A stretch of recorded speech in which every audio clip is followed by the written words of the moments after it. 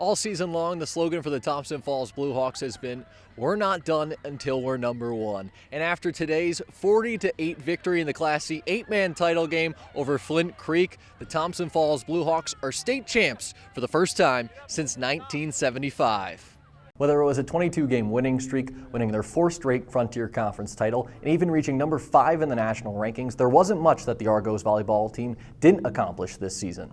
Jerome Sowers is a Big Sky coaching legend, whether it be his 20-plus seasons as the head coach at Northern Arizona or his 12 years as an assistant with the Grizz. He's had success all over the place. Now he steps in as the head football coach here at MSU Northern and looks to bring that winning tradition right here to Havre. So hold off on burying those clubs deep in the garage and take some time this winter to come work on your swing. Reporting in Great Falls, Ryan Connell, SWX.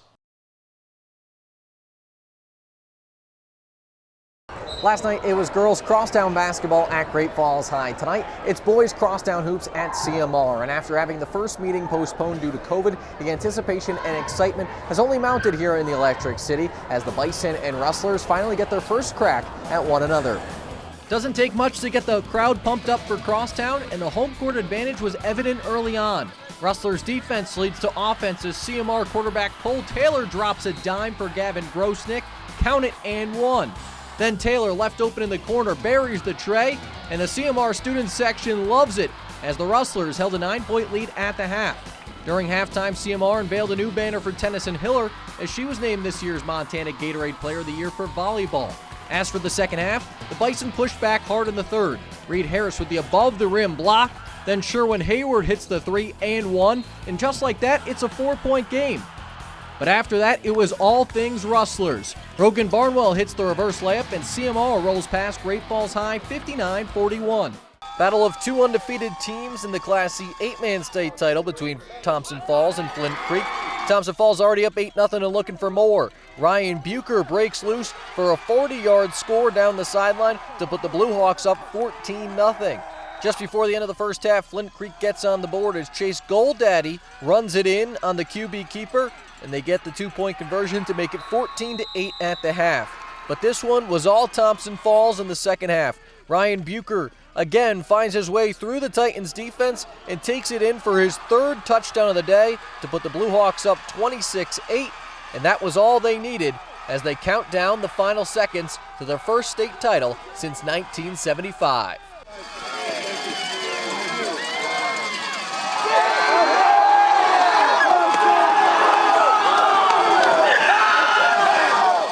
Thompson Falls beats Flint Creek 40-8 to capture the 8-man state championship.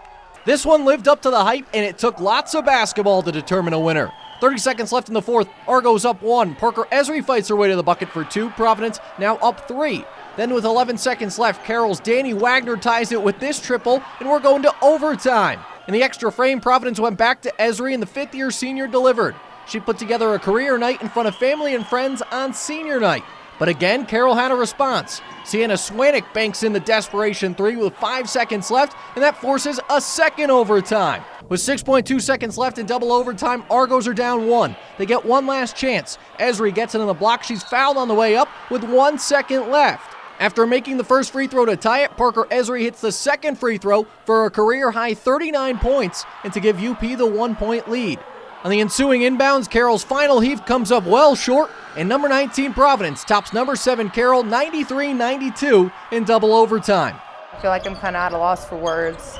I'm just very happy we ended up coming out on top, and having my family here on top of that was just really special. I couldn't ask for a better ending. With the victory, the Argos pick up a share of the regular season conference title and get a bye in the first round of next week's Frontier Conference tournament. Reporting in Great Falls, Ryan Connell, SWX.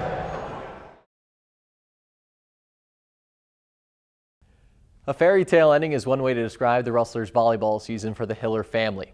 The head coach, in search of his first state championship, conquers that feat with his senior daughter registering the championship winning point. An ending so good, even Hollywood couldn't script it. You watch movies like Miracle and Rudy, and you're like, that, I understand it's happened and it's real, but you just don't anticipate you getting to go through it, especially with your family. CMR head coach Patrick Hiller has been coaching volleyball for 28 years, the last 15 of those as a head coach at the high school level. And heading into this season, he was still looking for his first state title. So earlier this year, I spoke with his daughter Tennyson and asked about how special it would be to win a state championship with her dad. I've imagined it, the hug I give him after we win, it's all up there. And he always talks to us. He says, if you can't imagine it and give yourself goosebumps, you shouldn't be here, because that's what we're trying to do, and that one's for me, yeah. Now that it's happened, it's still hard for Coach Hiller to put into words. My little girl knows how much and how hard I've worked to get there. She pushed a lot of carts around for me. She shagged a lot of balls for me over the years. I drug her to every gym, watched a lot of volleyball. We still love to watch volleyball together. So, yeah, I'm such a baby, aren't I? It's like, God, this guy's a wreck. But yeah, getting to hold my little girl there at the end of that game and know that we'll go up on the wall together with our names next to each other is pretty special. On that same day in early October, I asked the same question to Coach. How special would it be to win his first state title with his daughter? And well, his answer was eerily similar. In a perfect world, we're hugging at Rick Breeden, Stadium when it's all over after we've beaten whoever we needed to. We're holding the big trophy together, and I will have gotten finally my state championship, and I've done it with my daughter and my family, so it'd be pretty sweet that way, obviously. It was what we were both picturing. When he picked me up after we had gone through all the high fives after the game and hugged me, I mean, there was a moment where I thought he was going to kill me because he squeezed me so hard, but it was exactly what I had been hoping for forever. And ever since I watched his teams when I was younger, it was, it's crazy. And it means even more to be his first state championship and to be a part of that.